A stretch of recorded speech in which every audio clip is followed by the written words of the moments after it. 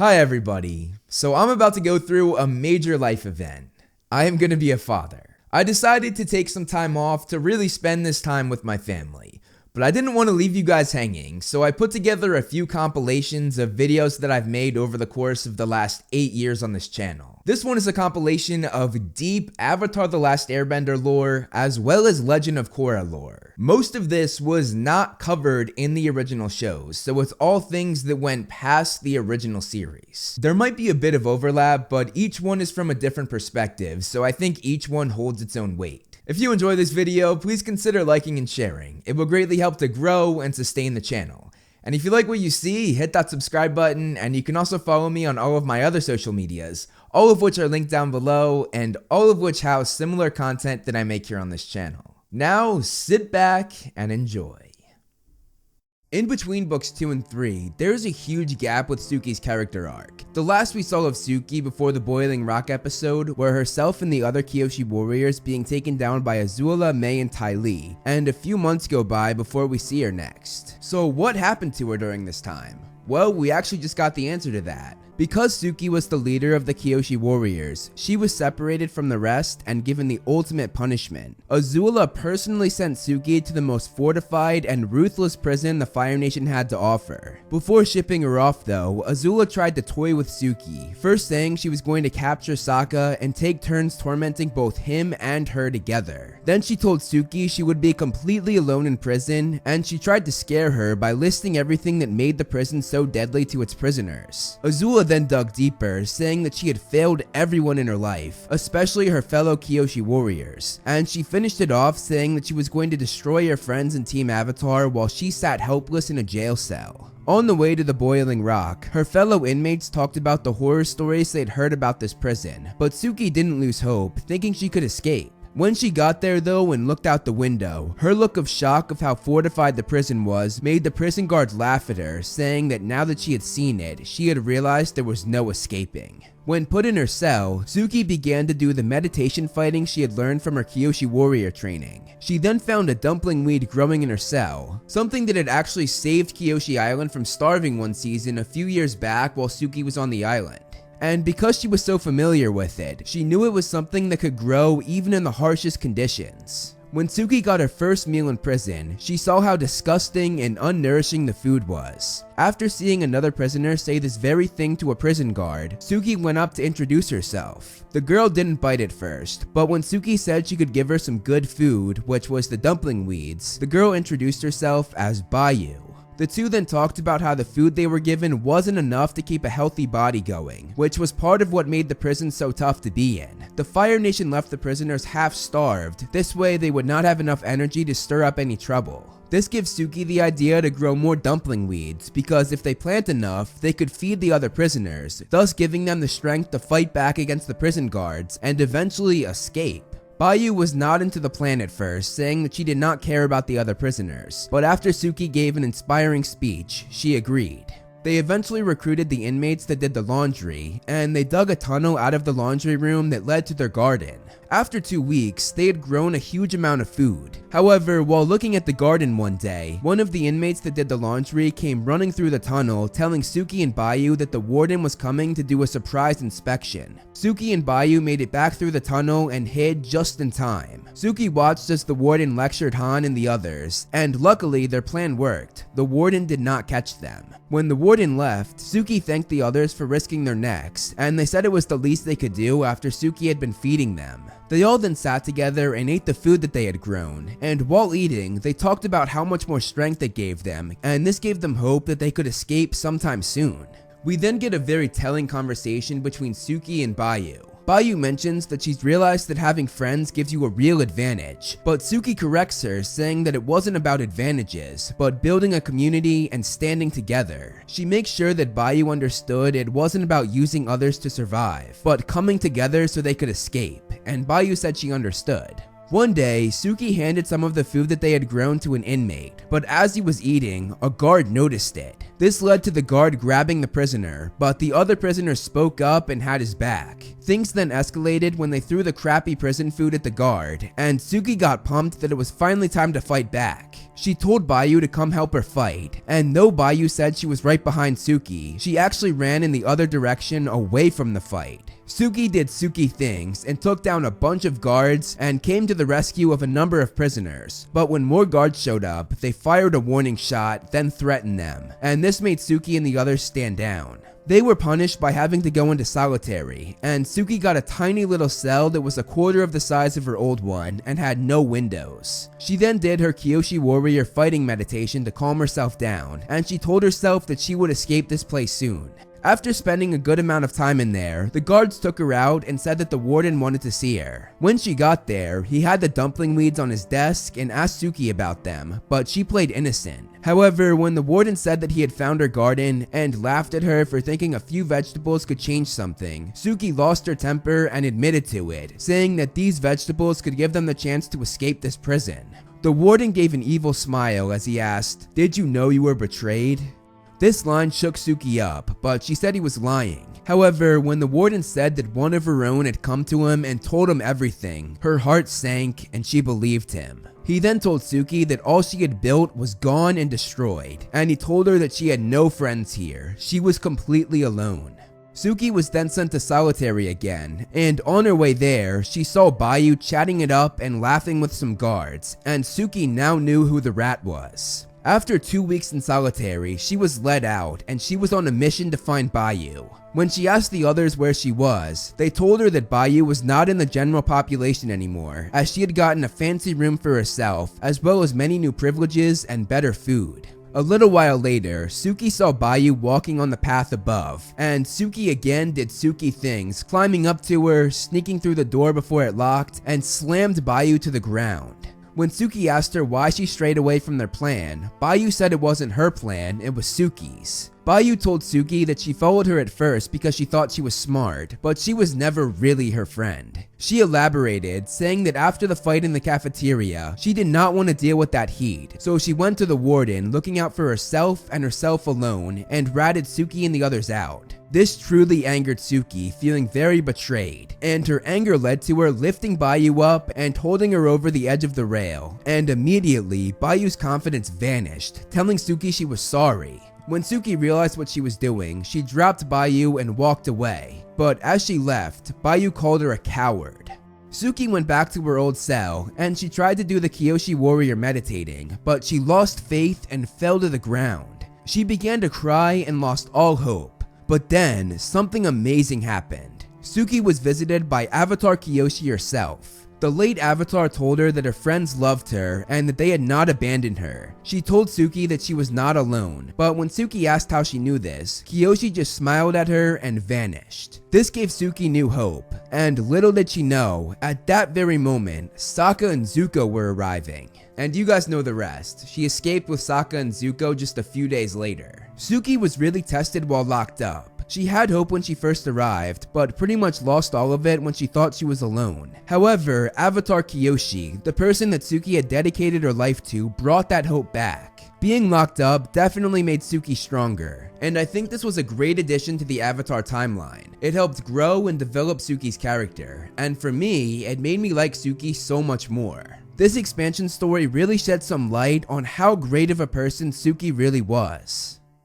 At the end of book 2, we saw Aang get shot down by Azula and basically die. Luckily, Katara brought him back, but Aang was still unconscious for the next few weeks, and then all of a sudden, at the beginning of book 3, we find the team on a Fire Nation ship in Fire Nation armor, and find that Sokka and Katara's father, along with a few others, have joined their team. So how did we get to this point? Well, this was actually answered in a tie-in comic, and it tells an exciting adventure between books 2 and 3. So in this video, I'm going to fill in that giant gap in the plot and explain this great adventure. Part of this was answered in the show. After Ba Sing Se fell and they escaped on Appa, they knew they had to get Aang to safety, so they flew to Chameleon Bay where they found the water tribe, including Sokka and Katara's father, Hakoda. Here is where the tie-in comic comes into play, and it's from the point of view of Katara. They lay low with the Water Tribe for a while, but they knew they were running out of time. The Fire Nation would find them soon, and their ships could barely sail, let alone fight. Katara felt that without the Avatar, their future was bleak, and she was very hard on herself when it came to healing Aang. She began to doubt her healing abilities when Aang just wouldn't wake up after hours of her trying every day, and she began to have no faith in herself. They had escaped Ba Sing Se with the Earth King, but he left them after a short amount of time to travel the world, which wasn't a heavy loss, and to be honest, him leaving might have actually helped them, as he would just get in the way. They eventually found the Duke and Pipsqueak trying to steal from their ship, and after being caught, the two joined their ranks and became surprisingly helpful.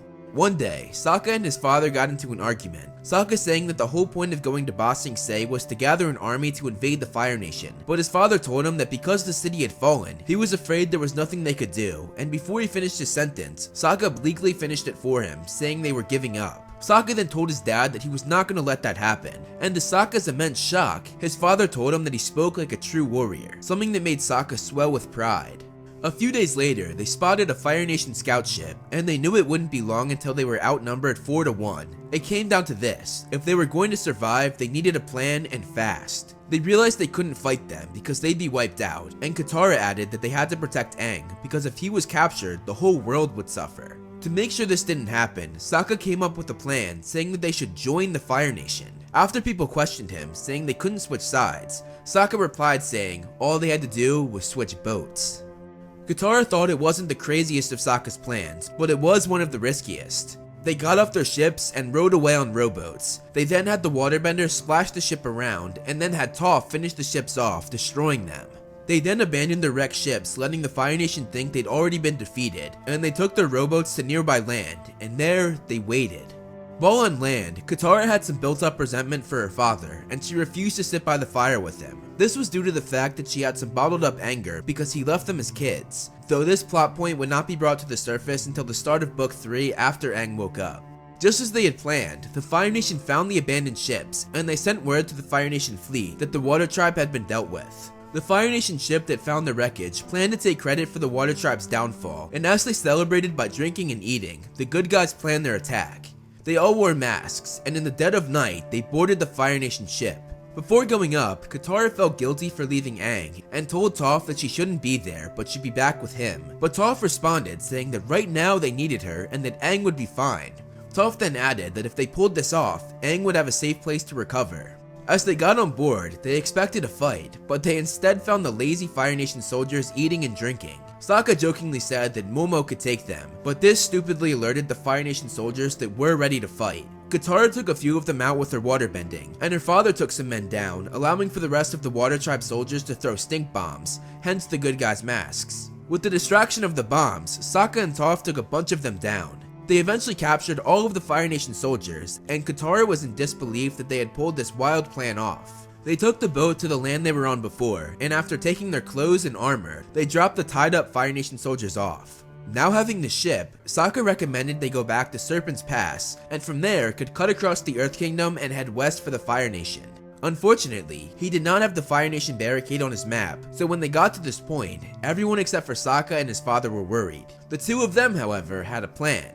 They hid Appa, and Hakoda convinced the soldier at the gate that they had defeated the Water Tribe and had orders to head west to rendezvous with the fleet. They successfully got through, but as they did so, the soldier at the gate informed them that the war was almost over because the Avatar had been killed in Ba Sing Se.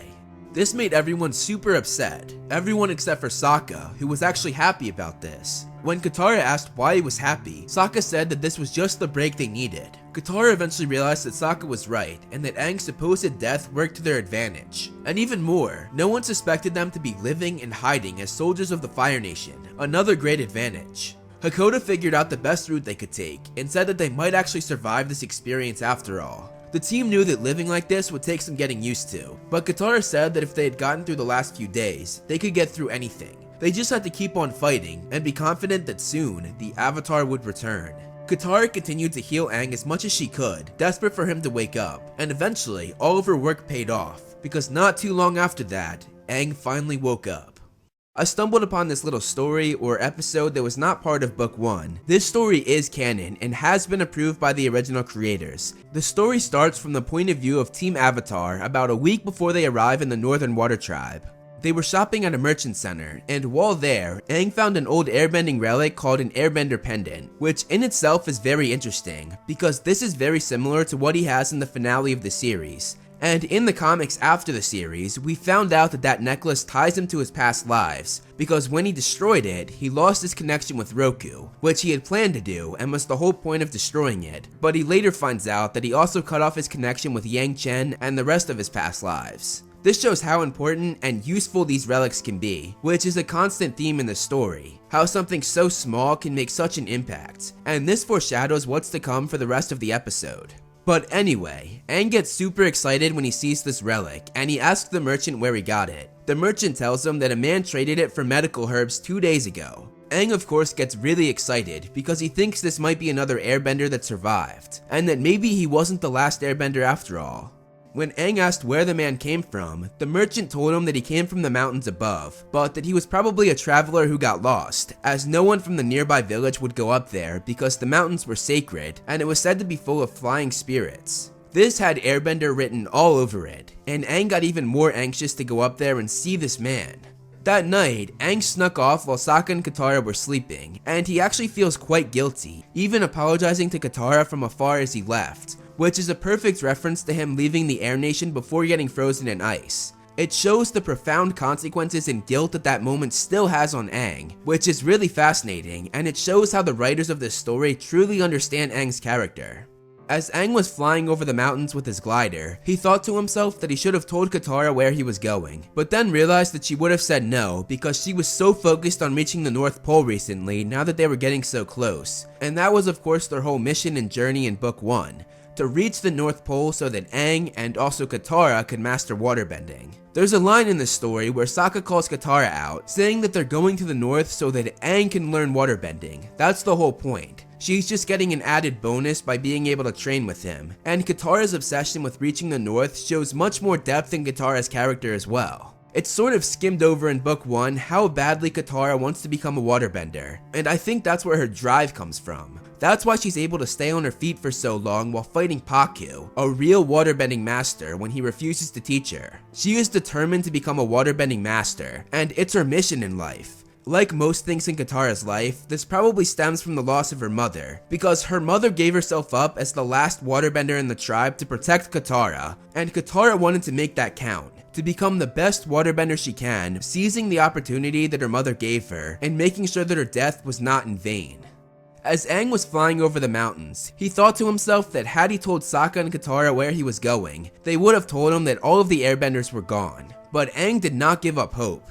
He sort of needed this to be true, because it was his last hope of finding someone like him. And if there was one place any airbender would be, it would be here in these sacred mountains.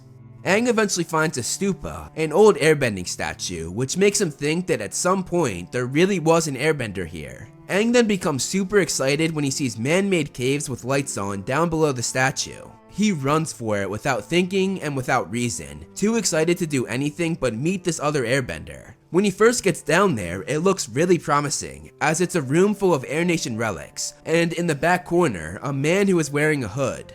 The naive Aang goes up to the hooded man hoping it's another airbender, but as we know from the title of the show, Aang is the last airbender. And when the man turns around, Aang sees that it's the merchant who gave him the information to get here. It was a trap. Aang is immediately caught up in a rope and is confronted by Zhao. Zhao tells the guards to make sure he's bound tightly, because obviously the last time Zhao had Aang in his clutches, Aang escaped. Zhao gives a brilliant dialogue about hunting and how you have to hunt where your prey lives, and god do I wish that Jason Isaacs, the voice actor for Zhao, could have voiced this line. That would have been incredible. The merchant then speaks up and says to Zhao that he's done his part and that now he should get to keep all of the airbending relics as promised, and Zhao says that he can take as much as he can carry of this junk. Something that is classic Zhao, not knowing the worth of things that don't cause immediate destruction. He's as far from an air nomad as can be, which is one reason why Aang was able to beat him in the episode called The Deserter, where Zhao single-handedly destroys his ships while trying to go after Aang because he has no restraint. Zhao then breaks the Airbender pendant, and he gives Aang a history lesson about Fire Lord Sozin, saying that Sozin used these caves to draw in the few airbenders who escaped his assault while destroying all of the Air Nation locations. The surviving airbenders would think that other Air Nation refugees were laying low here, and Aang had fallen into the very trap that many of his people had 100 years ago. Zhao then got into Aang's face and said that this trap was able to catch one last airbender. In typical Zhao fashion, he thought that he had won, and he talked down to Aang like he was an idiot for not knowing Fire Nation military history, which he said proved to be Aang's downfall. But Zhao always seems to miss one thing that proves to be his downfall, whether it be losing by crippling himself, or the consequences of messing with spirits, and here, the consequences of thinking he knows everything, which Aang proves he clearly does not, as he explains Air Nomad history, which he states he's sure Zhao knows nothing about. When Aang airbends, Zhao's own firebending is what frees the ropes on Aang's legs, once again crippling himself by underestimating Aang and overestimating the power of his firebending. Aang then uses the junk, as Zhao had called it, to help him escape. He plays an old Air Nation horn, sending everyone flying back. Then he uses another Air Nation relic, which was used in rituals, but Aang explains that himself and his friends found out that if you spun it too hard inside a room, it causes all sorts of chaos, which was just enough for Aang to escape with his glider. Zhao on the ground, surrounded by Air Nation relics, is the perfect representation of the character theme his arc is so focused on, always losing because of how naive he is about certain areas he sees as weak or insignificant. The story ends with Aang looking out over the mountains when Sokka and Katara join him. Katara mentions how air nomads would have been attracted to this place, and she infers that that's why he's upset, because this place reminds him of his home. Katara's line is so powerful, especially when paired with Aang's response saying that a few air nomads were attracted to this place, and Aang knows that that was their downfall, lured in and then killed by the Fire Nation. This ending is almost exactly like the third episode ending in Book 1, as we have Sokka and Katara with Aang, then a close-up shot of an upset Aang being held by Katara, and then the final shot is a wide shot with all three of them. The only difference is, in episode 3, they were telling Aang that they were all in this together, and that they were there for him, but this time in this story, Aang is alone. And what I mean by that is though he has Sokka and Katara with him, they do not know what he knows. He alone has the information that is eating him up inside. It's a dark ending to the story, and I really wish that they would have made this into an episode, because I think it would have made for an incredible addition to Book 1 and the entire series in general. Uncle Iroh is one of the best characters in Avatar for so many reasons. One of the more lighthearted reasons was his hilarious obsession with tea. I know you're not supposed to cry over spilled tea, but it's just so sad. So in the comics that take place after the series ended, Zuko made his Uncle Iroh interim Fire Lord while he went to look for his mother. Then the first thing that Iroh did with this power was make an official new holiday dubbed National Tea Appreciation Day. He replaced the guard spears with a cup of tea and told them to drink up, which is just so funny and so Iroh. In one of my favorite episodes of the series entitled Zuko Alone, we see Zuko riding along through this field. But this isn't just any field. This location is very important in the Avatar franchise, because this is where the first ever Avatar named Wan died in battle. This is the battlefield where he took his last breath, and you can see how it matches up with different landmarks here. I just thought that was such a cool Easter egg and I wanted to share it with you guys. This is the darkest moment in the Avatar The Last Airbender franchise. So we all know Bosco the bear. It was Earth King Quay's beloved pet. They went on many fun adventures together, but Bosco the bear would meet an untimely end after Quay's death. After King Quay's death, his daughter took over as queen, and one of the first things she did was kill Bosco the bear. And now this is where it gets really messed up. She not only killed the bear, she cooked it and ate it. I guess she had some anger against the bear that her father probably loved more than her while growing up. Let's count down the top 10 things that happened after Avatar The Last Airbender ended. Number 10, Mai and Zuko break up. The finale of the series saw Zuko and Mai getting back together, but unfortunately for Mako fans, this doesn't last. With his new duties as Fire Lord, Zuko forgets to make time for Mai and he keeps secrets from her. After finding out that Zuko had been visiting his father Ozai without telling her, she confronted him, saying that he loved his secrets more than he loved her. Mai ended things, and as she walked out, Zuko ordered her to come back, which she immediately regretted. Mai eventually started dating another boy named Kilo, and when Zuko tried to say he missed her, it ended in him getting yelled at. However, there is hope for Mako fans, because last we saw them, Mai broke it off with Kilo. Number 9, factories being built. Technology is something that the original show didn't have much of, where 70 years later during Korra, it was all over. These in-between stories have shown us that steady incline of machinery and factories developing. We see our first factory on sacred spiritual ground, which terribly upsets Aang. We soon see more and more factories being built, and interestingly, we see how these factories start to give more people jobs, but as the factories become more machinery and technology, it actually begins to take jobs away from the people. Number 8. Ursa facing Ozai.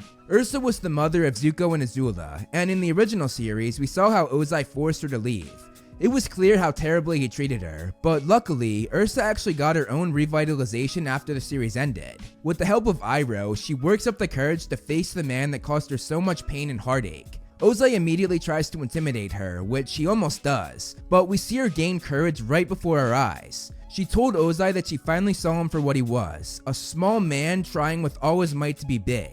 She said what she needed to say, and as she walked away, she had all the power. It was the perfect ending to her journey. Number 7. Aang cutting ties with Roku. Aang and Roku have some strong disagreements about right and wrong as Roku encourages Aang to kill Zuko. However, as always, Aang finds another way, and in the aftermath, Aang confronts his past life. After telling him that the world was different now, Aang cuts ties with Roku. Later on though, after doing some growing, Aang mended his relationship with his past life, and the two embraced for a hug. This severing of ties was vital to Aang's character development, and it helped him immensely on growing to be a better person. Number 6. Hakoda becoming head chieftain. When last we left the Southern Water Tribe, it was nothing but igloos and tents. However, when Sokka and Katara came back, it was an entire city. This was in large part due to their father Hakoda becoming head chieftain. Being head chieftain also led to Hakoda finding a new love interest named Melina, which threw Sokka and Katara for a loop. Hakoda wasn't met with all positive feedback, however, as some were angry that their basic way of living had been ruined, and this led to uprisings and led to Hakoda himself being stabbed. Sokka and Katara helped their father find his footing as leader, however, and his new role was for the best. Number 5. Toph reuniting with her father. Toph ran away from home in the original series, and Lao Beifong, her father, sent people to capture her. However, Toph escaped, and we never found out what happened to Toph's parents. However, in the graphic novel The Rift, we found out exactly what happened. Her father was so ashamed that he disowned her, telling everyone that he did not have a daughter, and even when Toph was standing right in front of him, he still stuck true to this statement. Later on, this actually made Toph cry, but in the end, the two reconcile. They both tear up as they make up, and moving forward, they stick by one another. Number 4. The Battle of Yu Dao. This was Zuko's big moment as Fire Lord, and he failed miserably. He and the Earth King brought their entire armies to the battle, all to fight over the city Yu Dao. Zuko felt it was the Fire Nations because they took it over during the war, while the Earth King felt it belonged to the Earth Kingdom, who possessed the land before it was invaded. All of this leads to a massive fight where both Zuko and Aang struggle to balance their minds. The battle ends in a very fitting way though, as they realize multiple nations can live together in peace, the theme that rings true throughout all Avatar content. Number 3. Toph opening up a metal bending academy. One of the main focuses of these graphic novels is Toph's metal bending academy and the students that she teaches. She passes on her knowledge of how to metal bend, which she of course invented in the original series, and this school makes her grow in ways I never thought possible. She takes these students under her wing, and in the most recent comic that featured Toph, we see how she takes in a conflicted student who hadn't made the best choices, and with her guidance, Toph hoped to turn their life around. This school has given Toph's character a whole new dynamic, and it really humanizes her in a fascinating way. Number 2. The formation of Cranefish Town. Cranefish Town is an interesting addition to the series because it perfectly blends The Last Airbender and The Legend of Korra. When we first see it in the graphic novels, it's a small town filled with loads of factories, one of which Toph's father owns. As the story goes on, we soon realize that Cranefish Town is the same as Republic City, the city where The Legend of Korra takes place. At the moment, the town is plagued with fighting between benders and non-benders, which Aang takes to heart and he really tries to make a change, which we of course would see in the future as well, as he and Zuko were the ones who founded Republic City. One of the coolest parts about this story was seeing Aang and Katara being on a small island next to the town, which we know would later turn into Air Temple Island, the home where they would raise their kids, and where eventually their son Tenzin would raise his own children. And finally, number 1, Zuko and Azula find their mother. What happened to Zuko and Azula's mother? That was the biggest question left up in the air in the original series, and my video on it is one of my most viewed Avatar videos. The graphic novels finally answered this question as we follow Zuko, Azula, along with most of Team Avatar as they solve this mystery. They find out that Ozai forced her to leave by threatening their children, and wanting to forget about the heartache of leaving her kids behind, she had her memory wiped. When her kids find her though, she gets her memory back and she's reunited with her children. The reconciliation of Zuko and Ursa is the cherry on top for this arc, and it's such a feel-good ending. In the sequel series of The Last Airbender, we follow Avatar Korra, and we see right away that she has an animal guide in Naga, her polar bear dog. However, in the show, we never really get a backstory on how they met or how Naga became her animal guide, and it was an odd mix because polar bear dogs are known to be quite dangerous. But more recently, we actually got a story that explains Korra and Naga's origins. The story actually starts with a young Korra and an old Katara. Katara was training Korra in waterbending at the time, and Korra was a bit of a handful as she doused Katara in snow, knocking her to the ground. Korra's parents, knowing how Korra was, ran out saying, "Not again." Korra's mom apologized to Katara, but Katara laughed and said that it was alright, and that Korra would get the hang of it soon. Meanwhile, Korra's father went over to Korra and told her that she couldn't play that rough, as she could have really hurt Master Katara. Korra said that she didn't mean to, and her father said, "I know." But he was pretty worried about how rough Korra was, thinking that they needed an outlet for all of her energy. Her father said that they should cut training short as a storm was on its way, and Korra said goodbye to Katara, saying that she was sorry for beating her up. Katara laughed and said goodbye, saying that she would see Korra the next day for training. That night while in their home, Korra and her parents heard polar bear dogs howling, Korra's mom saying that it sounded like a whole pack. Korra howled back, but her father shut the door. Korra said that she wanted to play with them, but her father said that she couldn't, as polar bear dogs were wild animals and could gobble her up in one bite. Korra being Korra said that they didn't scare her, and her mother replied saying that they should. They tucked Korra into bed that night, and Korra lay awake, still hearing the howls of the dangerous and wild polar bear dogs. She decided to get up and sneak outside, forgetting that there was a storm on the way. She followed the howling in the dark frozen tundra, and she howled back. As she was looking out over a hill, she saw one, a baby polar bear dog, and she got very excited. Korra approached it, and it growled at her. Korra realized though that this was a pup away from her pack and was lost. As the polar bear dog continued to growl, Korra assured her that she wasn't going to hurt her, and that she was friendly. She pulled food out of her pocket, which made the polar bear dog perk up. It got closer and closer, a bit cautious of Korra, but eventually it trusted Korra enough to eat the food out of her hand, and Korra said that she wasn't scary, she was just hungry. Korra got down on all fours and ran around the creature, making wolfing sounds and asking if it wanted to play. Eventually, however, as the creature howled, Korra realized that she didn't know which way was home just as the storm was brewing. She sat next to the polar bear dog and said that they were both lost now. However, she realized it was okay because they had each other. She told the creature not to fear, she could save them because she was the Avatar. Korra used her waterbending to make shelter for the two of them, and she encouraged the polar bear dog to follow her inside. As they sat inside, however, they were cold, and Korra decided to heat the place up by firebending. But that did not go well for the young Avatar, as she couldn't control it very well, and it terrified the polar bear dog. She told the creature that she was sorry, and said that she wasn't very good at firebending yet. She said that Katara had told her that she needed to get good at waterbending before she could master the other elements. Korra then confided in her new friend, saying that she thought being the Avatar was going to be fun, but all it was a bunch of rules. The polar bear dog, sensing that Korra was upset, went over and licked her hand to cheer her up. That morning, Korra's parents were terrified to find out that Korra had run away, and themselves along with Katara went looking for her, screaming her name. Eventually, Korra's mother found the shelter that Korra had made, and when her father pushed it aside, they found Korra and Naga cuddling together. Korra opened one eye and said happily that her parents had found her. Her mother said that she couldn't believe Korra had spent the night alone in the storm, but Korra told her that she wasn't alone, as Naga was with her.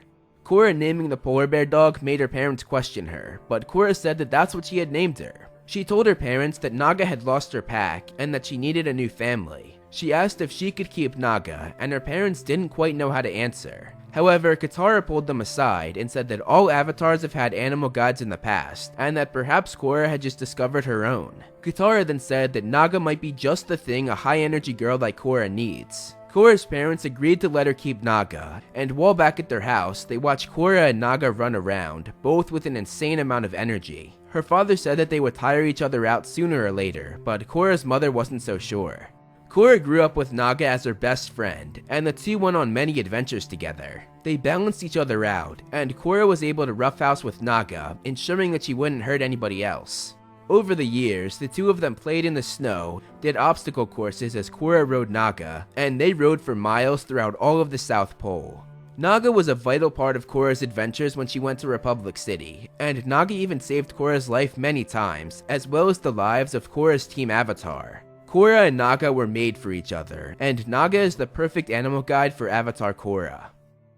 Let's start with how being gay fit into the history of the Avatar world. Air nomads were probably the most accepting of same-sex relationships. They didn't hide who they loved, and everyone embraced everyone no matter their orientation. The Earth Kingdom was by far the slowest of the four nations to accept same-sex relationships, mainly because they didn't like change and they were more militaristically repressive. As for the Water Nation, their view on same-sex relationships is not as harsh as the Earth Kingdom, but it's definitely stricter than the Air Nomads. If you came out, you wouldn't be disowned, but their culture preferred families to keep their personal matters and views to themselves. This could also be quite toxic though, because as Korra's father Tanrak said, these customs could oftentimes be emotionally stifling.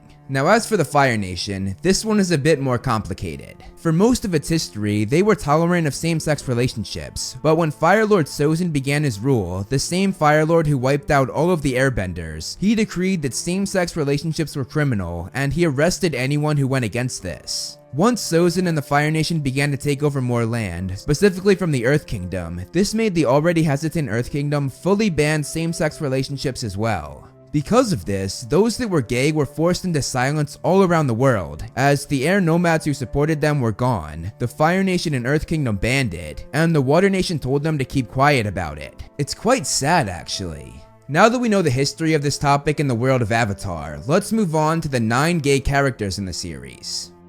Kaya. Kaya was Katara and Aang's daughter, and she was attracted to women. She once said that when she went on her first getaway with a girl, she had never been so happy. Kaya embraced the Water Nation cultures, opting to be like her mother Katara, who was from the Southern Water Tribe. Because of this, she kept her sexual orientation very private, going along with the Water Nation's traditions of not being open about it. Kaya only told her friends and family, all of whom were very accepting, especially her father Aang. Because Aang grew up in the air temples where men and women could love whoever they wanted, he embraced Kaya's sexual orientation more than she could have ever asked for. Aiwei. Aiwei appeared in Book 3 of The Legend of Korra. He started off as good, but we eventually realized he betrayed the heroes. There isn't much known about his sexuality, but we do know he's gay. When asked in an interview if there were more gay characters in the series, the creators of the show said they wrote Aiwei as gay after putting a lot of thought into his character. Minxia. Minxia grew up on Kyoshi Island and trained to be a Kyoshi warrior with Suki. However, she wanted to do more for the world and not just the island, so she left. On her journey traveling the world, she met a lot of friends and discovered a lot about herself, including her sexual orientation. Realizing she was a lesbian, one of her friends soon became her girlfriend. Which brings me to the next gay character in the series. Meilin.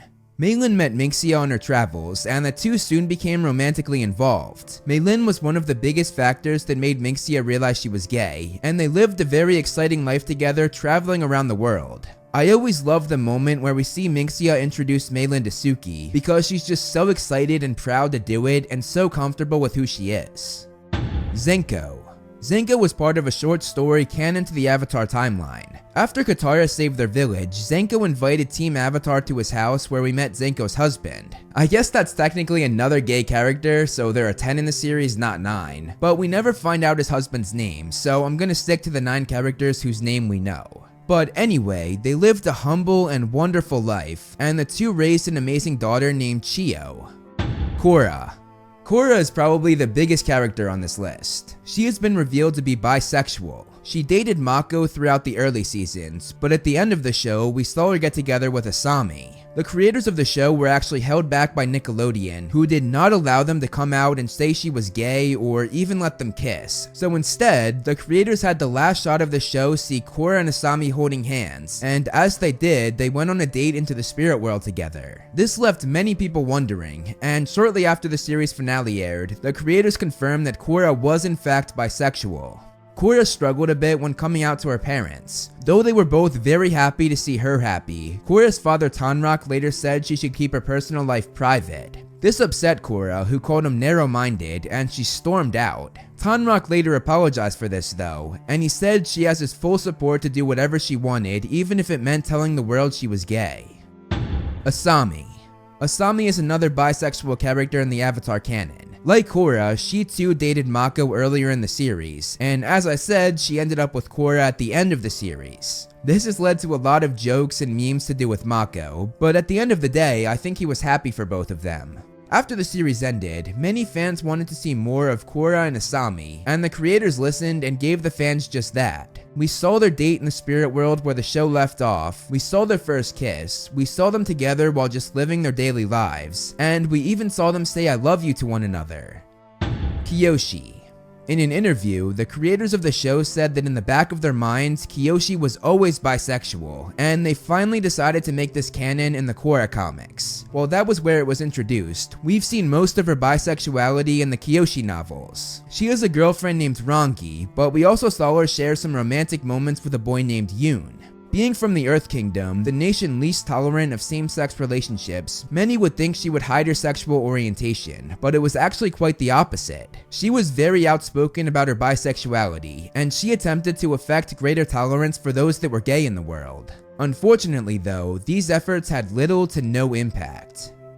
And finally, we have Rangi. As I said, Rangi was Kyoshi's girlfriend in the Kyoshi novels. The two have a strong bond, and they both cared for each other a great deal.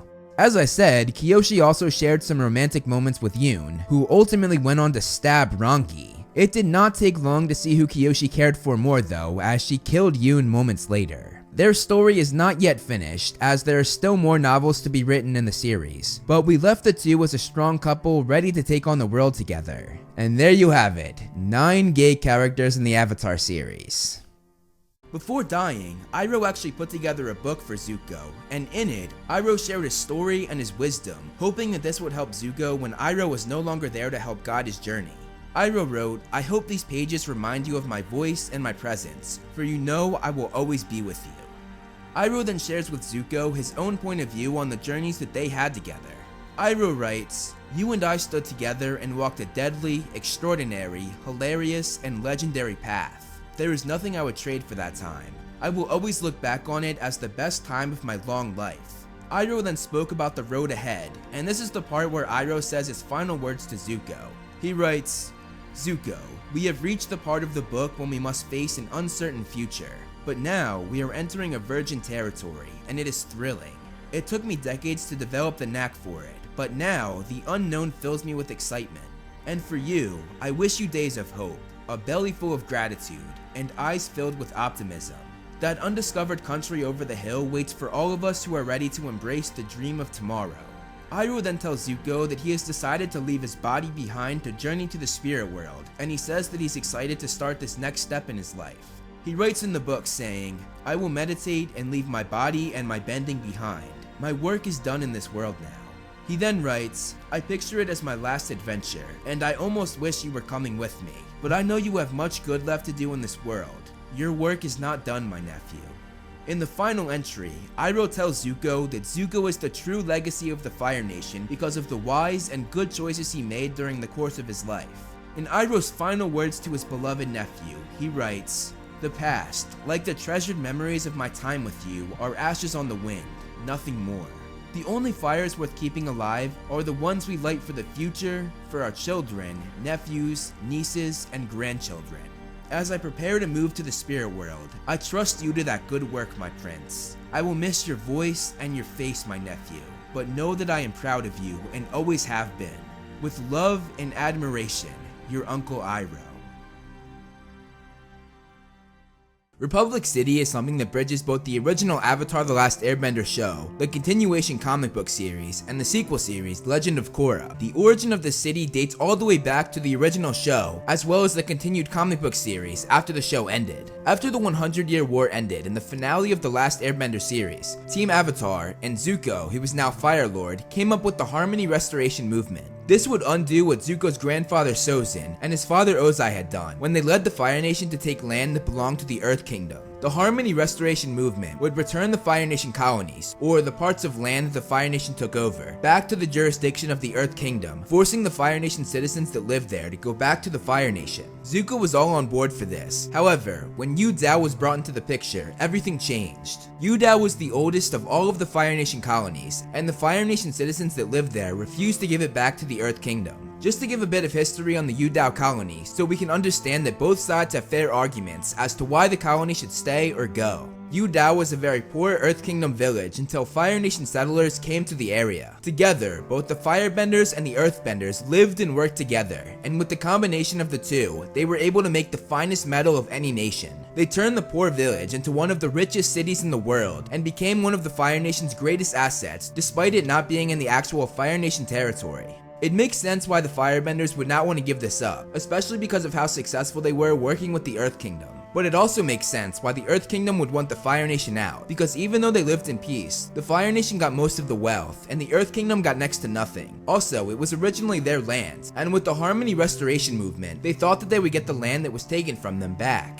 About a year after the Harmony Restoration Movement was made, Fire Lord Zuko went to the colony to tell the mayor that they had to move out. The mayor was not happy and called Zuko a traitor and a coward, especially when comparing him to his father, Fire Lord Ozai. That, along with the fact that he found out that the mayor's wife was an earthbender, and together they had a child, he decided to go along with the Fire Nation and keep the colony. In his head, Zuko told himself that this was all okay because of the unity that he saw with the mayor's family, having a Fire Nation father and an Earth Kingdom mother. And that was just one example of how the whole colony had unity the same way, with Earthbenders and Firebenders. Zuko doing this led to what looked like the start of a war between the Earth Kingdom led by the Earth King and the Fire Nation led by Zuko. However, unlike the last war, Avatar Aang was there to put a stop to it this time. He carried Zuko out of the battle, and later Zuko passed out. He was going through a metamorphosis due to him making a decision that was in conflict with his self-image, much like what happened after the events of Lake Laogai in the original series. He did not want to be a traitor and a coward compared to his father, but he knew what he was doing was wrong, and when those two things clashed in his head, it provoked the metamorphosis. Right before that happened, Aang pointed out to the Earth King who he was fighting. When the Earth King looked, he saw he was fighting people from the Fire Nation, the Earth Kingdom, the Water Tribe, and the Air Nomads, all four of the elements. Aang pointed out that he's not only fighting an army, but a whole new kind of world, and that line is key,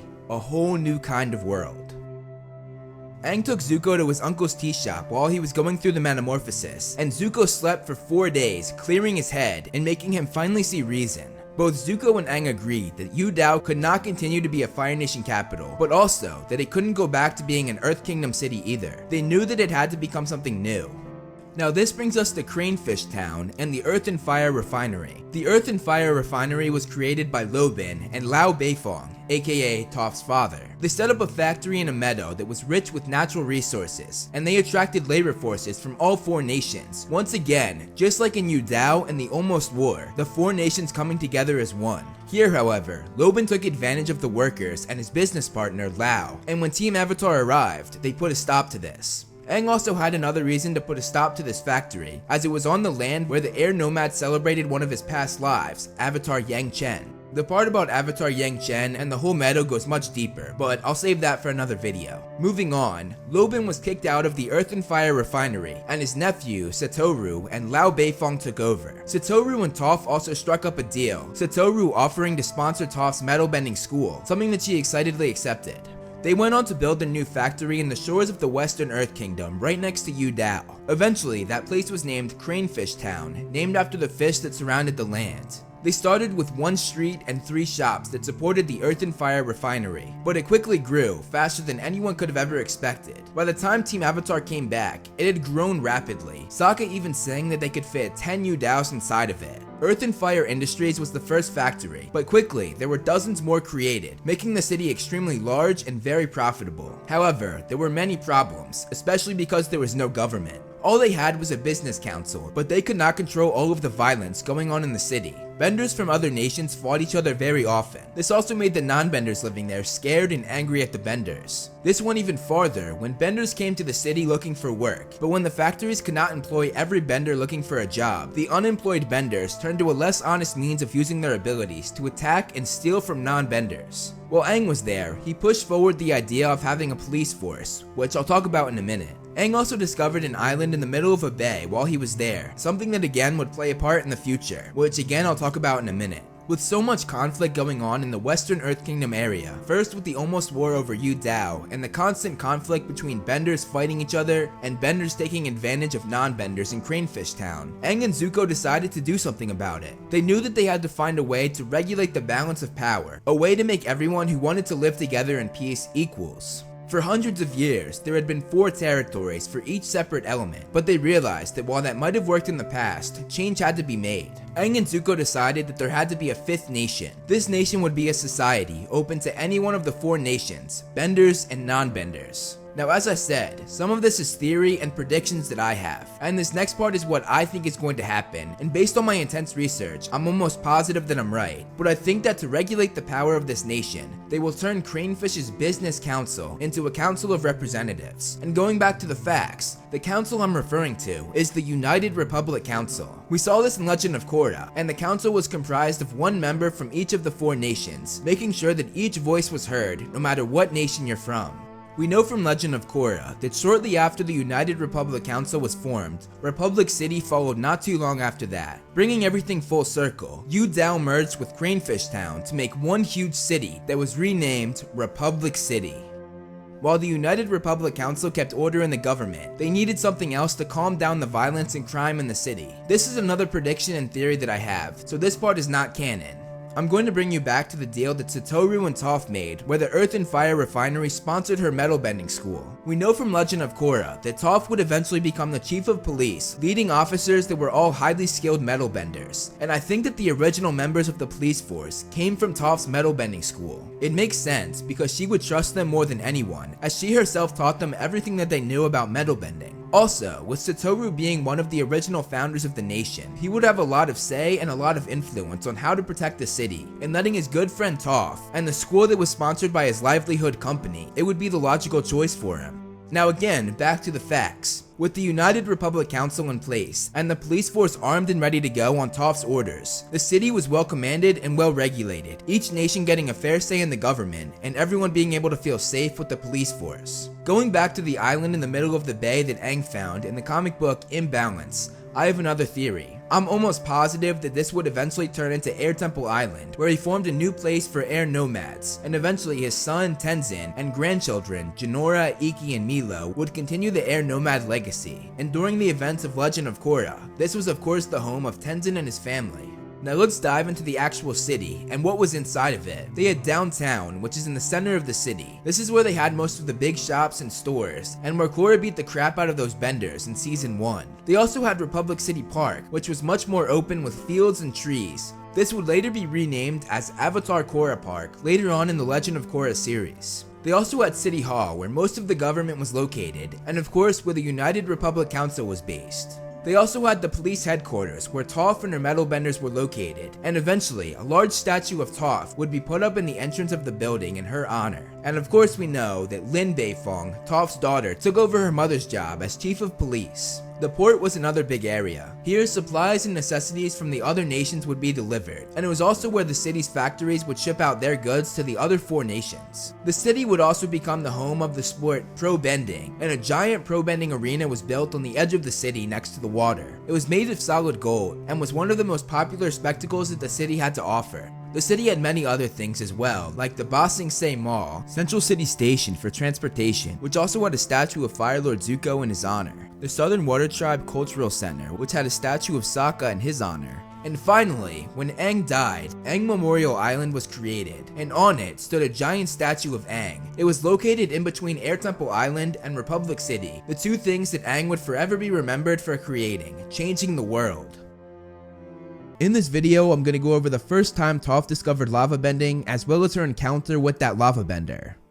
So the story begins with Toph at her metal bending academy. She tells Sokka and Suki that she's become very bored with the place and that she needs some more excitement. Later on, Toph was alone in the town of Yu Dao, and as we know, Toph can sense anything using only her feet. While walking, she felt the similar sensation of earthbending, but this was unlike anything she had ever felt before. Toph followed the sensation to a sketchy building, and sensing trouble, she decided to go around back. When she entered, she discovered an underground bending tournament, and Toph said that this takes her back because, as most fans know, the first time we met Toph, she herself was in a secret underground bending tournament, and she said that those were the days with no academy to manage, no students to train, just her and the ring. Toph then starts to watch one of the fights, or in her case, listen with her ears and feet using the vibrations in the earth. She listens to the little boy fighting, and doesn't he look just like Opal? Because he was so similar to Opal, I thought he was a girl until they mentioned that he was a boy later on in the story. But anyway, during the fight, the boy gets angry with his opponent for calling him a pipsqueak, and he tells his opponent that he has a name. The opponent said he didn't care about the boy's name and made the first move, but the boy slammed down on the ground and lava bended, saying that his name was Sun, and told his opponent to remember that. Toph was in shock at what Sun had just done, asking what that was. A spectator then came over to Toph and asked if she was the earthbender that traveled with the Avatar, and when she said yes, the guy shouted that the man was shutting them down, and everyone ran for it despite the fact that Toph said that she wasn't the man and just wanted to watch the fight. Toph was later talking to Chong, who many might remember as the secret tunnel guy from book 2, and she told him that her day-to-day life wasn't challenging her or her bending. She said that while she was teaching her students stances day in and day out, there were people on the streets of Yu Dao discovering bending techniques she's never even seen before. She said that what Sun had done looked like a combination of earthbending and firebending, and said that it was amazing. She then said that that used to be her, but now she's seen as the bender establishment. While Toph and Chong were walking through Yu Dao, Toph once again felt a similar vibration from the night before, the lava bending. Toph listened to the vibrations and followed them to another sketchy building. This time though, she shot herself and Chong up to the roof, not wanting the tournament to get shut down again because they think she's the authority or the establishment. While on the roof, Toph hears the boy named Sun talking to his friends, saying that if he wins the fight, they'll have enough money to be set for months. His one friend told him to be careful though, saying not to lose control like he did last time, and Sun said that he wouldn't and said not to worry. When Sun began his fight, he was getting pummeled, but Sun fought back very aggressively and won. He then moved on to his next opponent, who was a huge waterbender. The waterbender egged him on, saying that whatever tricks he had, they would not work on him, and Sun said that they would see. When the fight began, Sun took a big hit, even with the rock wall he put in front of himself. He then sent a huge rock toward the waterbender, but he easily cut it in half and then froze the ground beneath Sun, making him slip. Before he fully fell though, Sun put his hands on the ground and lava bended, causing a huge amount of lava to shoot up as he had a crazed look on his face. As he shot it at the waterbender was terrified, asking what this was. He asked how he was doing this, saying that he wasn't a firebender, and a very impressed Toph listening from above said it was lava bending.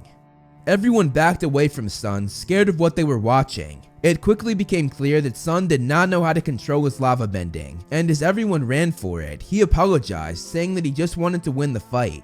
The lava began to make the building fall apart, and Toph's three main students, Hotan, Penga, and the Dark One, started to metal bend the place, ensuring the building did not collapse. Sun's friends pulled him away, saying that they had to go, but Sun, seeing that Toph's students were metal bending, he said that he had never seen this ability before.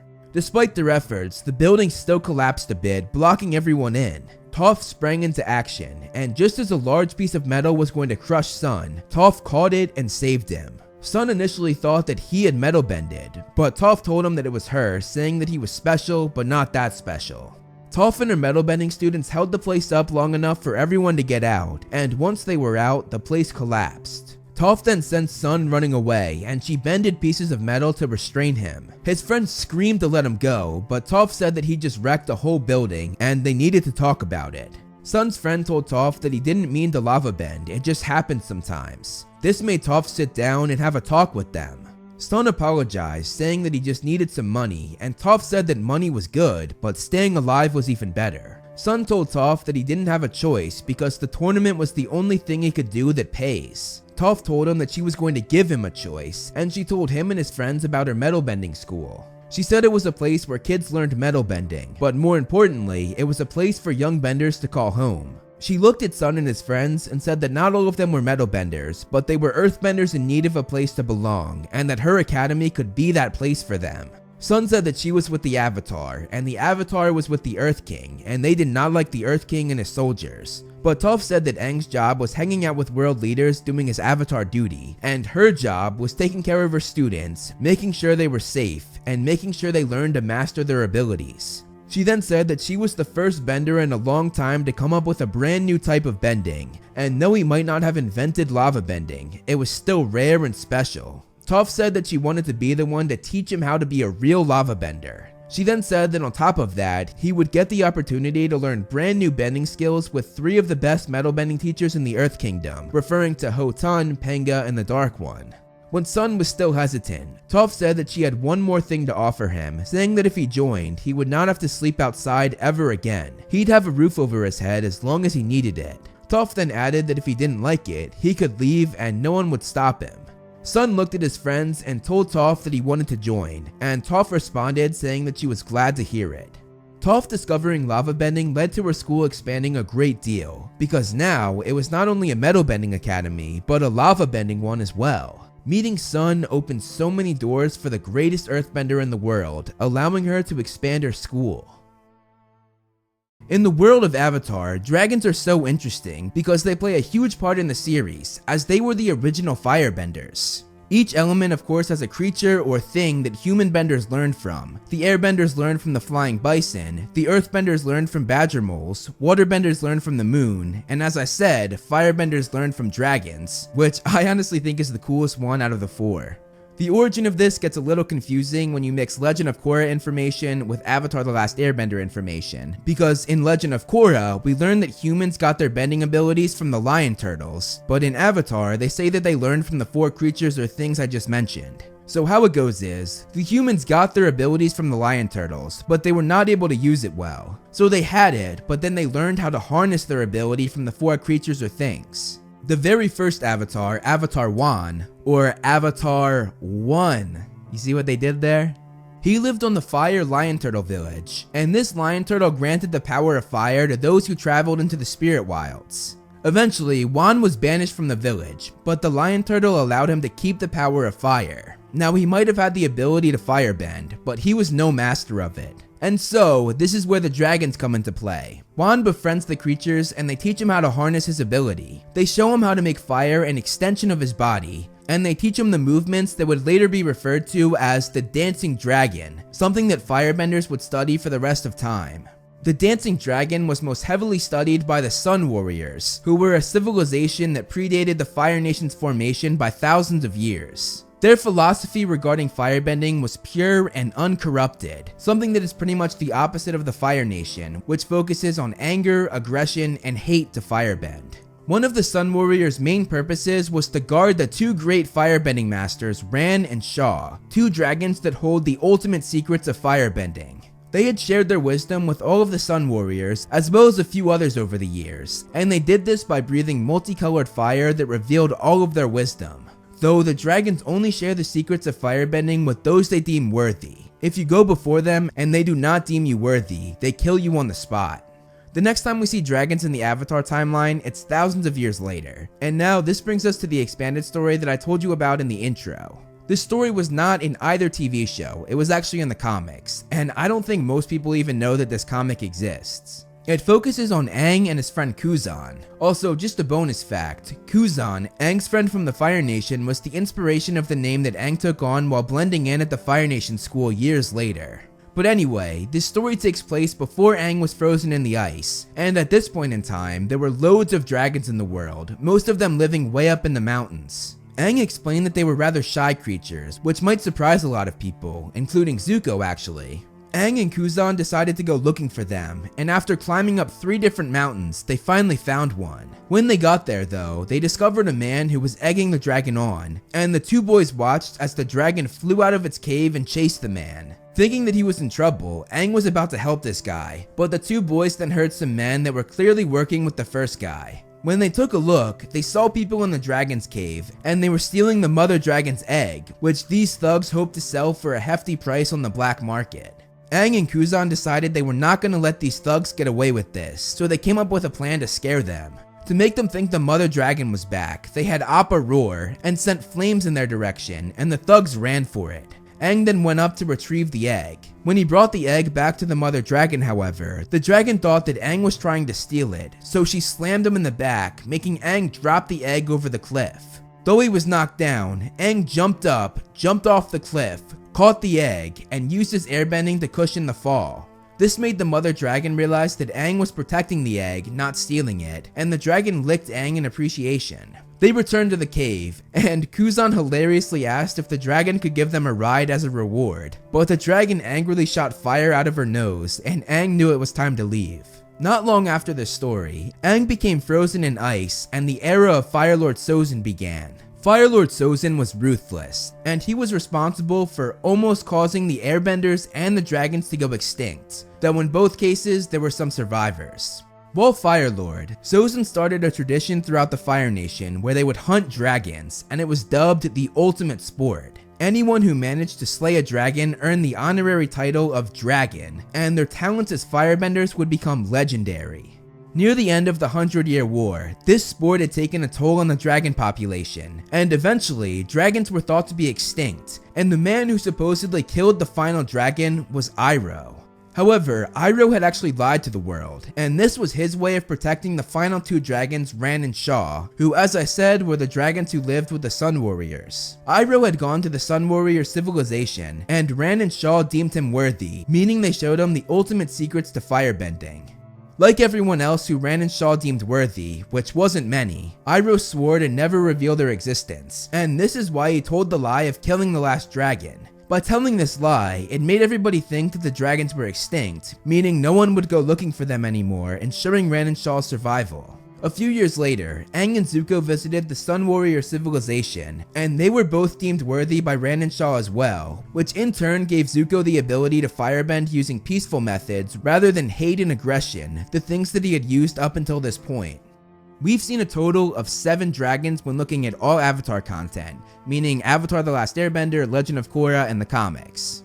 First, we have the White Dragon, which was the dragon that Avatar Wan learned from. Then we meet the Green Dragon, who was in the story with Aang and Kuzan. Then we met Fang, who was Avatar Roku's dragon, and was actually his Avatar animal guide, which many avatars have had, like Appa for Aang, Naga for Korra, and the cat deer for Avatar Wan. Then there was Sozin's blue dragon that he adopted while he was Fire Lord. Then of course we have Ran and Shaw, and finally we meet Druk, who was Zuko's dragon in his later years. Looking at the 7 different dragons that we meet, we see that there are 4 different kinds, each a different color: red, blue, green, and white. The colors mean different things. For white, the first dragon that we meet, its color represents the beginning, which makes sense because it's white and blank like a new canvas. And the white dragon was the beginning of both humans learning from dragons, and it also helped shape the beginning of the Avatar cycle. Also, looking even deeper, the episode that the white dragon appears in is called Beginnings. The green dragon was a mother. The color green oftentimes represents the protective nature of mothers. This matches up perfectly because the green dragon was protecting her egg, which was her baby. Then we come to the red and blue dragons. In the original series, the symbolism of the red and blue dragon comes up several times. Commonly, the red dragon represents honor and goodness, while the blue dragon represents seduction and evil. The best example of the color symbolism is in a dream that Zuko had while in Ba Sing Se. In the dream, Zuko is Scarless and the Fire Lord, and 2 dragons speak to him. The blue dragon has Azula's voice, and the red dragon has Iroh's voice. The blue dragon sought to harm Zuko, encouraging him to sleep forever, whereas the red dragon told him to escape. Interestingly, this dream actually came to life when Azula and Iroh gave Zuko different advice in the Crystal Catacombs of Ba Sing Se. Just a detail that shows how well the show was thought out. The red and blue dragons also represent the conflict between Avatar Roku and Fire Lord Sozin, as Roku's dragon Fang was red and Sozin's dragon was blue. The two had a friendship that slowly turned into a rivalry. When they had their final standoff, both dragons were present as Sozin betrayed Roku and left his old friend to die in the volcanic eruption. Sozin escaped on his blue dragon, while Fang, Roku's red dragon, swooped in so he could die with Roku. Even when looking at Ran and Shaw, one is red and one is blue, as they sort of represent yin and yang, 2 opposites that ultimately complement each other. When Aang and Zuko confronted them, the red one paired with Zuko and the blue one paired with Aang as they did the dancing dragon. But then, when they faced their final judgment, they switched, the red dragon facing Aang and the blue dragon facing Zuko, showing that they were balanced as both dragons faced both benders. The dragons in Avatar hold a lot of interesting lore, and I love that they play such a big part in the actual series, as they were the original firebenders. It's also cool how they hold so much symbolism, and it just goes to show how much thought the creators put into each and every detail of this expanded universe. Toph and Bumi are some of the most powerful characters in the Avatar franchise. Because they're both so powerful, this often raises the question, which one is the more powerful earthbender? Funnily enough, this was a question the characters themselves actually asked each other in a canon Avatar comic. First, the time and setting of this scene. It takes place in the middle of the 4-part series finale, and it's at the Order of the White Lotus's camp. Suki and Sokka were talking with Bumi, and when mentioning how Bumi took back Omashi from the Fire Nation all on his own, she said he was the greatest earthbender of all time, and Bumi said, "That's right." As they said this though, Toph was walking by and overheard this, and she of course questioned Suki on this statement. When Bumi repeated what Suki said, saying he was the greatest earthbender of all time, Toph at first looked annoyed, but she then burst out laughing. Bumi did not take kindly to this mockery, and Toph then said one of the funniest lines she's ever had. No offense, Pops, but just because you're as old as dirt doesn't mean you know how to bend it. Bumi then came back with what might be one of his best lines in the series as well. "Little girl, I have toenails that can earthbend better than you." Damn! The two then got in each other's faces, and Sokka being Sokka escalated the situation, saying there was only one way to find out who was better, an earthbending rumble. They went to a canyon below the camp, which is the perfect earthbending battle arena if you ask me. Sokka both refereed and announced the fight, saying, "I want a nice, messy, rock-filled fight." And in the west corner of the canyon, we have Bumi, aka the mad earthbending genius, aka the over-the-hill hitter. In the east corner, we have Toph, aka the blind bandit, aka the runaway self-proclaimed greatest earthbender of all time. These nicknames are great because they all tie back into previous Avatar episodes. His nickname, the Mad Genius, comes from what Aang called him in a flashback to their childhood together. And for Toph, the Blind Bandit was of course her name when she was fighting in the underground earthbending tournaments. Then the Runaway was the name she got on the wanted posters for hustling people in the Fire Nation. And as for the self-proclaimed greatest earthbender in the world, this was the line she said about herself after she discovered metal bending. Sokka hit the gong to start the fight, and hilariously, neither of them made a move. When Sokka looked at them both, Bumi said that young people go first, while Toph said she wouldn't dream of being disrespectful to her elders. With the push from Sokka though, the battle commenced. They both took huge rocks out of the ground, and they pushed forward, meeting in the middle. Sokka then added a third job to his refereeing and announcing as he cheered both of them on. When Suki asked him who he was cheering for, Sokka said he had to be impartial as the referee, then continued to be both of their cheerleaders. Bumi made the ground beneath Toph rise into the air, but she jumped over it just in time. All of this noise made Katara come down to the canyon, and she demanded to know what was going on. When Sokka said it was a fight to decide who the ultimate earthbender was, Katara screamed at her brother, saying, "You're letting them battle each other? What if they get hurt? You realize we're about to face the Fire Nation, and the fate of the world rests in our hands." This made Sokka start sweating, but the fight raged on. Toph had heard what Katara said, and as she hurled some rocks at Bumi, who blocked it with a rock shield he took out of the ground, Toph assured Katara that she wouldn't hurt him. She just had to test to make sure the old guy could actually survive a fight with those firebenders. Bumi then added that he was making sure the little girl wouldn't get burned too much. Toph then caused what Sokka called a rock-avalanche, making rocks from the canyon fall on Bumi, but Bumi created a rock shield which he lifted over his head to block the rock-avalanche. Them taking pieces out of the canyon caused the mountain above them to crack in multiple places, which was where their camp was. The other old masters plus Zuko were thrown in the air, their tables were knocked over, and they ran to see where this was coming from. They thought they were under attack for a moment, but when Zhang asked where the kids were, Zuko realized it was probably Team Avatar causing this disturbance, and he ran after them. They all went down to the canyon, and they saw Bumi flying through the air sending rocks at Toph, which he sent by earthbending with his feet. Zuko told them to explain themselves, and Sokka hilariously did not pick up on Zuko's frustration as he said, "It's the ultimate earthbending showdown. 2 opposing styles, 2 opposing age groups, 1 winner." Zuko facepalmed as he was in disbelief, while Iroh cheered on his fellow White Lotus member. "Go Bumi, old people represent." The other White Lotus members were not as pleased though. As rocks flew astray and hit the canyon wall beside them, they said that this was not a good idea as it would give away their location when they were supposed to be hiding. Sokka said they had a point and he tried to put a stop to the fight. However, Toph and Bumi were both riding on a rock board, almost like they were surfing on earth instead of water, and as they got closer to one another, they both hurled a number of rocks, some of which were enormous. There was so much crashing and banging that they did not hear the bell stopping the fight. The old masters then said they had to put a stop to the fight, bending style. Themselves, Zuko, and Katara all ran in. Zuko grabbed Toph's arm, Iroh blocked Bumi's rocks aimed at Toph with his firebending, and Dao blocked a few rocks with his sword. Meanwhile, Bumi, who was up on a rock tower he had created, was hit with Katara and Pakku's waterbending as well as Zhangzhang's firebending. Together, the 6 of them put a stop to the fight before there was a winner. As they walked back up, Suki asked Sokka who won, and Sokka being the referee said it was a draw. Behind them, Zuko told both Toph and Bumi that they needed to start acting their own age, which was a clever line from the writers as they were both young and old. As they kept walking, Sokka said they would have to have a rematch later, which made Toph say, "Sweet," and made Bumi laugh and do his classic snort. Meanwhile, Katara facepalmed while Zuko watched on in disbelief. Unfortunately, there was never a rematch, but I'm curious to see who you guys think would have won that fight. Let me know in the comments below, I'd love to hear your thoughts. Would it be the Mad Genius, or would it be the Blind Bandit?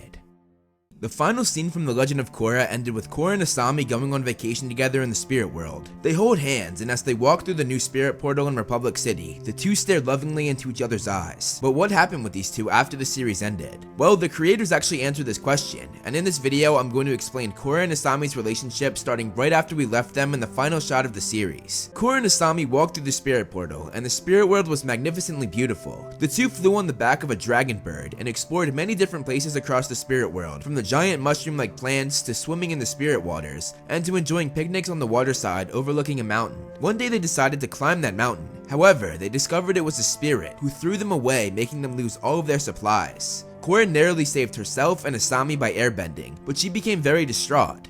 She told Asami that she wanted their first big getaway to be perfect, but Asami responded, saying that they had been through a lot worse together, and that she wasn't going to let one disgruntled spirit ruin their fun. The two decided to head back because they had lost all of their supplies, but before they left, Asami kissed Korra, and this was their first kiss.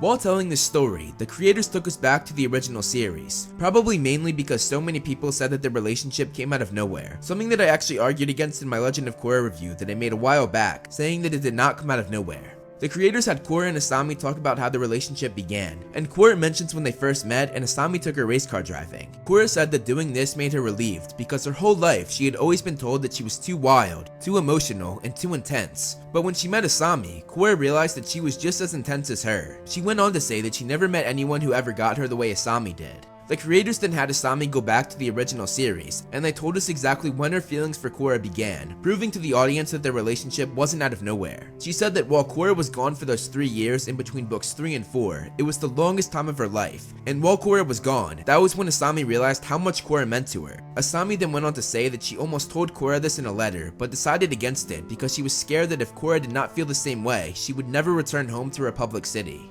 Asami then asked Korra when she knew how she felt, and Korra said that she knew after she was poisoned by Zahir at the end of book 3, and Asami being there for her when she couldn't even be there for herself made her realize. However, Korra then went on to say that she was so messed up at the time that she did not know if her feelings were real or not. However, she said it wasn't an accident that Asami was the only person that she wrote to while she was gone, and Asami said that she was glad that she did.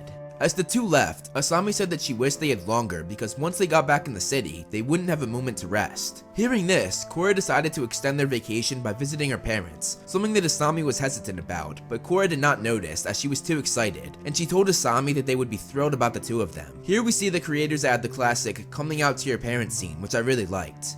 Korra found it was much harder to tell her parents than she thought it would be, and Asami jumped in before she could get the words out, saying that she was thankful for Korra, and the two said at the same time, "We're together." Korra's parents were shocked at first, but they were both very happy, her mom saying it was wonderful, and her dad saying that he could not be more pleased. As they were leaving, however, her father Tanrak offended Korra, saying that she should keep her personal life private, holding to the Water Tribe traditions, as in their culture, they like to keep family matters private. When Korra got mad, her mother jumped in, and she said that not everyone would be as accepting as they were, and Korra said that that would be their problem, and that she was going to tell whoever they wanted. Her father piled on, saying that she sometimes got too excited, and before storming out with Asami, Korra said that she had dealt with a lot of narrow-minded people, but she didn't realize her father was one of them. As Korra and Asami were heading back to the spirit portals, Asami said that her parents were just being overcautious and that she understood where they were coming from. Asami said that she wasn't embarrassed or ashamed to be with her, so if Korra wanted to tell the world about them, she'd be right behind her. But she said that there was a selfish part of her that wanted Korra all to herself, and that's why she was hesitant to tell Korra's parents in the first place. Korra, realizing what she had done, apologized to Asami, saying that she was an idiot for not seeing how hesitant she was about meeting them and that she had steamrolled over her feelings. Asami responded saying that it was okay, and said that what they had was kind of like the spirit world. It's special and rare, and not everyone is going to see it that way. As they walked through the spirit portal, Korra said that no matter what anyone says about them, she'd always have Asami's back, and Asami said the same was true for her. When they returned to Republic City, they came back to the disaster that Kuvira had caused, opening the new spirit portal in the middle of the city, making many families lose their homes. When Korra and Asami showed up at the evacuee camp, they suggested that Korra give a speech to put everyone at ease, and before going, Korra asked if Asami would come with her. Asami got uncomfortable, however, and she said that she would stay there and do something else to help, and she told a slightly hurt Korra to do what she does best and inspire people. The two had an awkward exchange when Korra was forced out of the tent by Tenzin, and this exchange left a bad taste in Asami's mouth, something that Kaya, Tenzin's sister, and Aang's daughter noticed right away.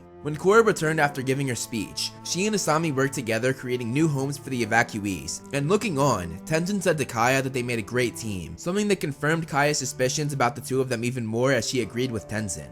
Later that night, Korra and Asami watched the sunset from Air Temple Island, and after Asami said the sunset was beautiful, Korra looked into Asami's eyes and said it really was. Kaya then approached the two, and she told them that they made a beautiful couple. When Asami asked how she knew, Kaya said she suspected something when they went on vacation together, and she then revealed to the two that she was gay as well. She told them that her friends and family knew, but she did not announce it to everyone. Kaya asked the two of them if they had told anyone else, and Asami said Korra's parents, and that they were understanding, but Korra chimed in and said that they were worried about what others would say. Korra then asked Kaya how her father Aang reacted when she told him, and Kaya said that he was nothing but supportive, but that was different because he was from the air temples where men and women didn't have to hide who they loved, and they accepted and embraced everyone no matter what their orientation. The creators then had Kaya give us sort of a history lesson on same-sex relationships in the Avatar world. She said that the Fire Nation was accepting of same-sex relationships as well until Sozin came along and made same-sex relationships criminal. Kaya then went on to say that even Avatar Kyoshi, who by all accounts loved men and women, was unable to make any real progress, though she did make some. After hearing Kaya say this, Korra said that maybe her parents had a point, and that if Avatar Kyoshi couldn't make much of a difference, then how would she and Asami? Asami then told her that a lot had changed since then, and that people were more accepting now, especially in Republic City. Kaya told them that their story was theirs to tell, and that they would know when the right time to share the news was. The three were interrupted by Mako and Bolin, and Kaya left them, saying that if they needed her, she was always there to talk. Korra and Asami reunited with Mako and Bolin for the first time after their vacation, and they were about to tell them about each other, but they were interrupted by Jinora, telling them that there was an attack at the spirit portal. When they got there, they faced a triple threat, a criminal gang led by Taguga. During the fight, Korra had to choose between saving Taguga from an angry spirit or saving Asami from the triple threats, and she chose to save Asami. Doing this, however, made Taguga become part spirit and deformed his body, something that he would hold a grudge on Korra for. Asami was knocked out, and when she woke up, Korra was so happy that she was okay that she gave her a passionate kiss. Mako, Bolin, Opal, and Jinora looked on in shock, and this was how they found out about the two of them. Bolin took it very well, saying that he and Opal got the first double date. Jinora thought it was wonderful, but Mako became very uncomfortable, and when asked if he was okay, he unconvincingly said that he was cool with it. Jinora later went on to tell her father Tenzin about Korra and Asami, and when Tenzin, Korra, and the Airbenders went into the spirit portal, they found that the once beautiful world was now in ruins. Korra was upset that the place that she had had her first date with Asami was no longer, and Tenzin comforted her as he admitted that he knew about her relationship with Asami. He told her that he was sorry that their special place was gone, and said that he was very happy for Korra that she had found someone like Asami. This was important because Tenzin was sort of like a father figure to Korra, so getting his approval meant a lot to her. Later on, Korra told Asami about the ruins in the spirit world, which upset Asami too. Korra went on to say that she thought after walking through the spirit portal with Asami, her life was finally changing, but nothing was better or different. Asami then touched Korra's thigh, and she said that she knew one thing that was different, saying that there was always going to be problems, but as long as they stuck together, they'd be able to overcome anything. Asami then leaned in, and as she did so, Korra began to say that she loved her, but before she did, Korra pulled away, saying that Asami had a lot of work to do. As Korra stormed out, Asami gave a disappointed sigh. That night, Asami was paid a visit by Jargala, the leader of the Creeping Crystals, another criminal organization, and she threatened Asami unless she paid them off. Asami took out her electrified glove, which made them leave, but Asami was shaken up after. After the incident, Asami hired some bodyguards, which made Korra question her, and Asami told her what had happened. Learning this, Korra freaked out, and she said that she would go after them to make sure they never bothered Asami again. Asami cut her off, however, and told Korra that she could handle this by herself. Korra responded saying that she wanted to help, but Asami refused, which made Korra angry. Asami then justified what she had said by apologizing, and she told Korra that she didn't want her to feel like she had to be on Avatar duty every time she had a small problem. Korra said that she wasn't doing it out of duty, but because she cared about her. Korra then said that she cared about Asami more than she ever had about anybody else in her life. The two embraced and touched their foreheads together lovingly. Asami then said that she wanted to take Korra out that night, and Korra said that that would be perfect. Little did the two know, Takuga was watching them from afar, and he now knew that Korra and Asami were together. To get back at Korra for making him a disfigured, half-spirit, half-human, he captured Asami not only to get back at Korra, but also to help get the upper hand on her as he moved forward with his plans of taking over Republic City. Korra, unaware that Asami had been kidnapped, showed up for their date, but Asami never showed. After waiting for a half an hour, a worried Korra called Mako from a payphone and told him and Bolin to meet her at Asami's office. When they got there, Korra was horrified to find Asami's bodyguards knocked out and the place destroyed with Asami gone. Korra immediately jumped to the conclusion that Jargala, who had threatened Asami before, was behind this, and she ordered Mako and Bolin to get in the car to confront her. A furious and desperate Korra stormed into the Creeping Crystal's hideout only to find out that Asami was not there. As they were leaving, Mako and Bolin got a call from Lin Beifong, the chief of police, and she told them to get to the police station where Takuga was attacking. When they got there, Korra came face to face with Takuga, and he told her that it was her fault that he ended up like this, and that her actions had consequences. When Korra, Mako, and Bolin stood together, Takuga pointed out that this was not the full team Avatar, and he said with an evil smile that they were missing their fourth member. Korra became furious, and she attacked, demanding to know where Asami was. As Takuga told them to back down, Korra went into the Avatar state and said not a chance, but Takuga responded saying that she would back down or Asami would die.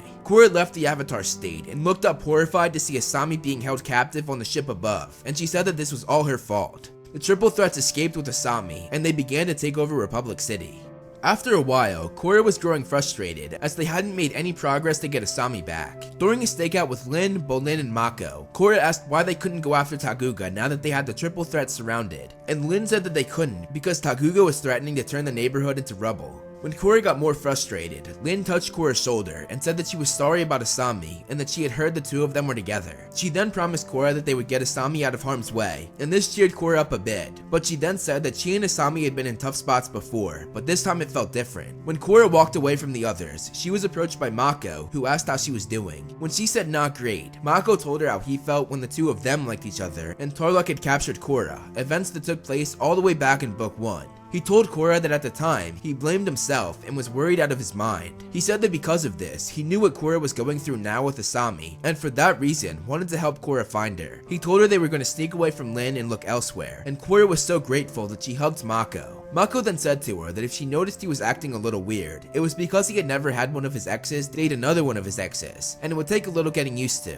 He then said that he thought that her and Asami were perfect for each other, and that he was the most qualified to say this after dating both of them at different times. Meanwhile, Asami was being held captive by Takuga, and he asked her to make a poison gas bomb to attach to his airship, something that she only agreed to do knowing that she was going to sabotage it. Korra, Mako, and Bolin teamed up with Jargala, and together they found where Asami was being held by using underground passageways that only the Creeping Crystals knew about. When they got there, Asami was so happy to see Korra that she screamed out excitedly, but Korra and the others were unable to get to Asami before Takuga put her on his ship and they took off. Korra, her passion and love for Asami driving her to new limits, refused to get on Mako's bike, and instead, she airbended after the ship as it went toward the spirit portal in Republic City. When Korra found out the United Nations was going to shoot Takuga's ship out of the sky, Korra became frantic because Asami was still on board, and she flew toward the ship on Tenzin's Bison to rescue Asami. On the ship, Asami made sure that the gas bomb she had sabotaged knocked everyone on the ship out as she got a gas mask, but Takuga forced the mask off of her. Korra came just in time and threw Takuga back and gave Asami air, and she told Asami to hold tight while she went to land the ship. Asami protested, however, and said that she had seen Korra drive before, and that she should instead hold Takuga off while she landed the ship. After Takuga broke a window, Korra warned Asami, who decided to drive the ship into the spirit portal so that no one down below would be poisoned. After Taguga almost had Korra, Asami saw this and steered the ship so that he would be thrown out of the window and Korra would be safe. Asami landed the ship a bit harder than she meant to, but Korra jokingly said that it was better than she would have done. Korra told Asami that she was right, and when asked about what, Korra said that as long as they were together, they could overcome anything, the same thing that Asami said to her earlier. The two held each other close, so happy that they were finally safe and finally back together. At a party 3 weeks later, Korra saw her dad, who asked how she and Asami were doing. Korra responded saying that she thought he didn't want her to talk about her personal life, and her father apologized. Korra told him it was alright, and she knew the water tribe had its customs, and Korra's dad responded saying that this was true, but that he didn't want these customs to dictate how he talked to his daughter. As they hugged each other, he told Korra that she and Asami had his full support no matter what. During the party, Korra asked Asami to talk, and the two went outside. Korra said that she had been afraid to say something, but she couldn't keep it to herself any longer. She told Asami that she loved her, and Asami told Korra that she loved her too. The two held each other as they looked out over the city and the spirit portal, happier than they had ever been in their lives. And that is a compilation of Avatar and Legend of Korra lore. Hopefully you enjoyed, and thank you so much for watching.